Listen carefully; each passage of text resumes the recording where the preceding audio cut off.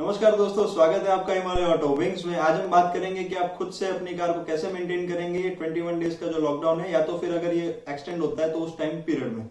सबसे पहले हम शुरू करेंगे बैटरी और टायर से। बैटरी और टायर उन लोगों के लिए कंसर्न है जिनकी कार ऑलरेडी 50 to 60,000 किलोमीटर चल चुकी है, या तो फिर जिनकी कार 3 to 4 ईयर्स से ज्यादा पुरानी हो चुकी है। ये जो टाइम पीरियड है वो कंसर्न इसलिए है बिकॉज ये दोनों चीजों का स्टैंडर्ड लाइफ रहता है 3 साल तक का। अब आप बैटरी को कैसे मेंटेन करेंगे, उसके लिए आपको एवरी 3 to 4 डेज एक सिंपल सा स्टेप आपको फॉलो करना है। एवरी 3 to 4 डेज आपको अपनी कार को स्टार्ट करना है, 2 to 3 मिनट्स तक उसको आइडलिंग पे चालू रखना है। उसके बाद अगर पॉसिबल है, आपकी सोसाइटी में स्पेस का इश्यू नहीं है, आप इजीली पार्किंग से अपनी कार को हटा के 1-2 राउंड लगा सकते हैं, तो आपको राउंड लगाना है। उससे क्या होगा कि आपकी बैटरी चार्ज अप हो जाएगी। सेकेंड बेनिफिट आपको टायर के उस पर मिलेगा, बिकॉज टायर आपकी कार जो पार्क रहती है, अगर लॉन्ग टाइम पे एक ही टायर का जो एक स्पेसिफिक कंपोनेंट रहता है वो अगर रोड से कांटेक्ट में आएगा लॉन्ग टाइम के लिए, तो क्या होगा कि वो जो कांटेक्ट सरफेस कांटेक्ट जो होगा वो पर्टिकुलर कंपोनेंट जो वो हार्ड हो जाएगा, तो उससे आपका टायर का जो है लाइफ बहुत ही रिड्यूस हो सकता है। तो अगर आप राउंड लगा लेते हो तो टायर का जो दूसरा पार्ट होगा वो अगेन आप पार्क करोगे तब रोड के कांटेक्ट में आएगा, और अगेन नेक्स्ट तीसरे या चौथे दिन पे वो जो है वापस से आप उसको एक राउंड लगाएंगे तो वो दूसरा एक अलग जो पार्ट है वापस से रोड के कांटेक्ट में आएगा। तो उससे क्या होगा कि एक पर्टिकुलर पोर्शन पूरे टायर में से हार्ड नहीं होगा। वो हार्ड होगा तो फिर आपको टायर का जो लाइफ है वो ज्यादा नहीं मिलेगा। अब हम बात करेंगे मैकेनिकल पार्ट्स के बारे में। मैकेनिकल पार्ट्स में क्या होता है कि हर किसी को अपनी कार फ्लैट सरफेस पे पार्क करने का मौका नहीं मिलता, या तो फिर कुछ स्पेस इशू होता है, या एक ही घर में 3 से 4 गाड़ियां हैं तो बाहर कहीं पे रोड पे कहीं पे पार्क करने की नौबत आ जाती है। आजकल सिटीज में वही मेन इश्यूज हैं।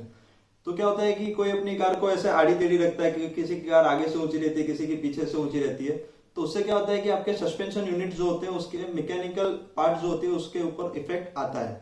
अगर एक ही पोजीशन में कोई एक सस्पेंशन का जो पार्ट रहता है, जैसे लोअर आर्म हो गया, तो लोअर आर्म जो है उसको अगर आप एक साइड से अगर आपकी कार ऊंची है तो लोअर आर्म एक ही साइड का जो आगे का होगा वो कई दिनों तक ऐसे अपर पोजीशन में रहेगा। तो ऑन द लॉन्ग टाइम अगर आप 30 to 40 डेज के लिए आपके कार को वहां से हटा ही नहीं रहे हो, या तो एक ही पोजीशन में आप उसको डेली पार्क कर रहे हो, तो ओवर द लॉन्ग रन में आपको जो है as compare to other lower arm एक साइड का जो लोअर आर्म होगा वो हल्का सा बेंड हो जाएगा।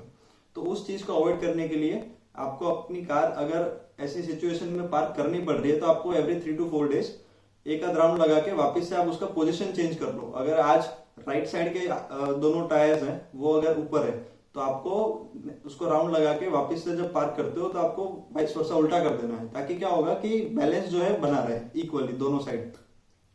अब रही बात इंजन ऑयल्स और बाकी के जो फ्लूइड्स होते हैं कार के अंदर उसके बारे में, तो जब भी आप राउंड लगाते हो और तो उस टाइम पे आपको क्या करना है कि आपका जो बॉनेट है वो ओपन करके आपका पूरा इंजन का जो बे है आपको विजुअल इंस्पेक्शन करना है कि कहीं पे कोई लीकेजेस तो नहीं है, और जो लेवल्स रहते हैं जैसे कूलेंट का हो गया, ब्रेक फ्लूइड हो गया, अगर आपकी कार में हाइड्रोलिक पावर स्टीयरिंग है तो पावर स्टीयरिंग का जो फ्लूइड रहता है उसका आपको लेवल चेक करना है, और मोस्ट इंपोर्टेंटली आपको आपका इंजन ऑयल का जो लेवल है वो आपको चेक करते रहना है। अगर कोई लीकेजेस है तो आपको मेक श्योर करना है कि आप जब भी लॉकडाउन खत्म हो उसके बाद आप तुरंत एक मैकेनिक को कंसल्ट करो और कार को जल्द से जल्द रिपेयर करा लो।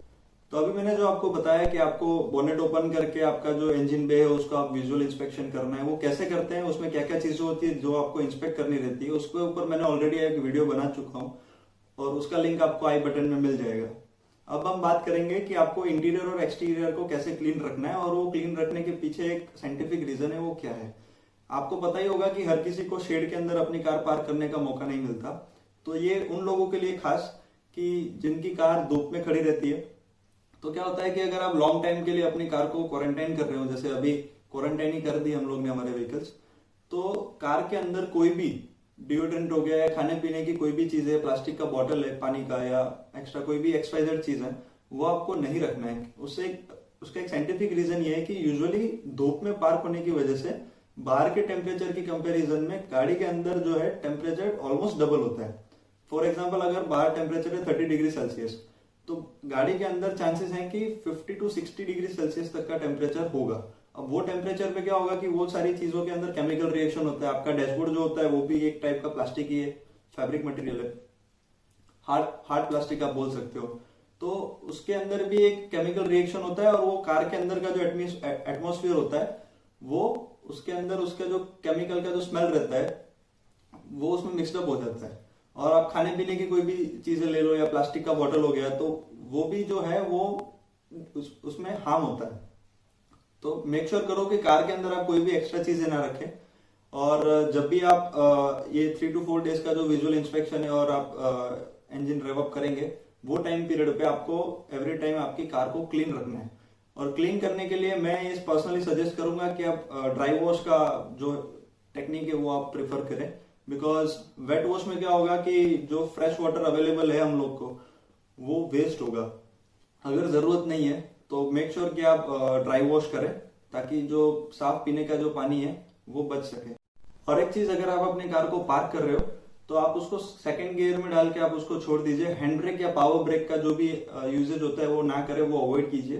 बिकॉज हैंड ब्रेक में क्या होता है कि एक लीवर से कनेक्टेड रहते हैं आपके पीछे के जो 2 टायर होते हैं वो।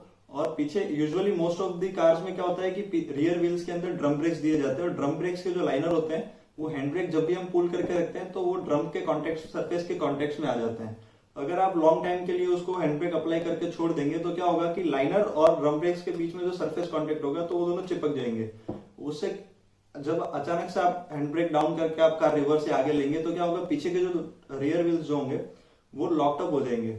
जिसको अवॉइड करने के लिए आपको, अगर लॉन्ग टाइम के लिए आपको कार पार्क करना है तो आप हैंड ब्रेक का यूज ना करें, कार को कोई भी गियर में डाल दें और छोटा सा पत्थर या तो फिर टायर स्टॉपर जो होता है वो अगर आपके पास है तो आप उसका इस्तेमाल कर सकते हैं। हैंड ब्रेक का जो लीवर होता है वो लॉन्ग रन में वो हल्का सा लूज हो जाता है। वो लूज होने के बाद क्या होता है कि आपने नोटिस किया होगा, कार नया होगा तो हल्का सा हैंड ब्रेक पुल करने के बाद ब्रेक लग जाता है, फिर धीरे धीरे आपको उसको बहुत और जोर से पुल करना पड़ता है। तो उसका रीजन यही है कि आप लॉन्ग टाइम के लिए हैंड ब्रेक अप्लाई करके रख देते हैं, फिर 1 या 2 या 3 साल के अंदर वो जो लीवर होता है वो लूज हो जाता है, तो फिर आपको उसको जोर से पुल करने की रिक्वायरमेंट आ जाती है। तो वो अवॉइड कीजिए, हैंड ब्रेक अप्लाई ना कीजिए। बिकॉज अल्टीमेटली आपके टायर्स भी लॉक होंगे तो थोड़ा प्रॉब्लम हो सकता है अगर आपको अचानक कहीं पे जाना है। इस टायर के बारे में आपको ध्यान रखना है कि आपको विजुअली इंस्पेक्ट करते रहने अपने टायर की कंडीशन को। अगर कोई एक पर्टिकुलर टायर अगर आपको ऐसा लग रहा है कि इसमें पंचर है या कुछ हवा कुछ ज्यादा ही कम है तो आप मेक श्योर करो कि आप घर पे एक फुट पंप रखो जिसके ऊपर गॉज लगा रहता है, तो आपको कितना प्रेशर है वो आप देख भी सकते हो और अगर कम है तो आप उसमें हवा खुद से फुट पंप की हेल्प से आप भर भी सकते हो। आई होप आपको वीडियो पसंद आई है। अगर आपको वीडियो पसंद आई तो वीडियो को लाइक, शेयर एंड सब्सक्राइब कर दीजिए। बेल आइकन को दबा दीजिए ताकि अगले वीडियो की नोटिफिकेशन आपको सबसे पहले मिले। तब तक के लिए स्टे होम, स्टे सेफ। नमस्कार करते रहिए, कोरोना वायरस से बचते रहिए। धन्यवाद।